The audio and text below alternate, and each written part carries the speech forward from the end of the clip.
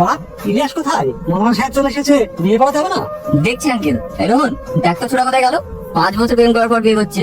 দেখ দেখ কোথায় গেল এই ছোড়া। আয়নাতে উঠে দে, তোকে এমন ভাবে সাজিয়ে দিয়েছি তুই চিনতেই পারবি না।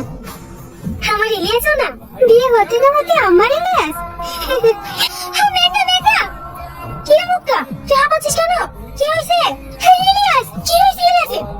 কি চুপ করে থাকলি যে? বল কি হয়েছে? ইলিয়াসকে খুঁজে পাওয়া যাচ্ছে না। কি? আমাকে কেন বেঁধে রেখেছিস বল, এই কে তুই? স্যার, ইলিয়াসের কোনো সন্ধান পেলেন?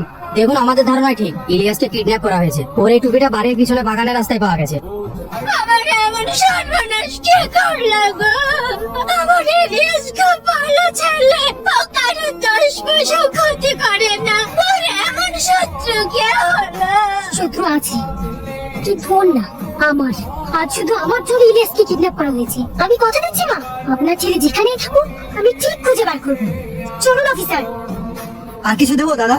আর কিছু লাগবে না। কত হইলো? আপনার 60 টাকা হলো। এই ওঠ, চল। কি ব্যাপার ম্যাডাম, আমাকে ধরছেন কেন? তুই বুঝতে পারছিস না কেন তোকে ধরছি? বল ইলিয়াসকে কোথায় রেখেছিস?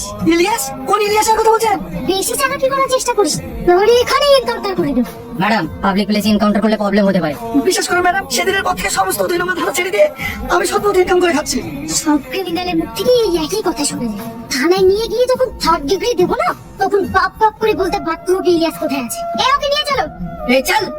ম্যাডাম, আমি কিছু করিনি, বিশ্বাস করেন, আমি কিছু করিনি। ম্যাডাম, ও তো মরে যাবে।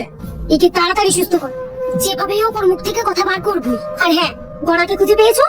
না ম্যাডাম, ও বাড়িতে নেই, মনে হয় কোথাও পালিয়েছে। কি পালিয়ে গেছে? মঙ্গল গ্রহে তো আর যায়নি, পৃথিবীতেই আছে। যেভাবেই হোক তাড়াতাড়ি খুঁজে বার করো। Okay madam. You are under arrest. আমি আবার কি বল করলাম ম্যাডাম? তুমি আমার মন চুরি করেছো, তাই তোমাকে যাবজ্জীবন আমার মনের কারাগারে বন্দি করে রাখবো। তাই নাকি?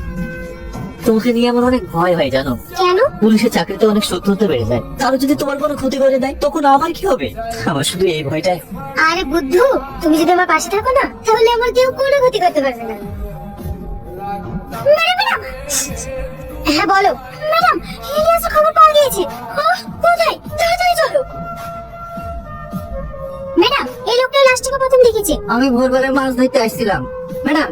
লাশটা দেখে যা বুঝলাম, যে বা যারা একে মেরেছে অনেক কষ্ট দিয়ে মেরেছে। সেটা ইলিয়াস। কথা বলো ইলিয়াস, তুমি ওকে ছেড়ে যেতে পারবে না। কথা বলো, কথা বলো।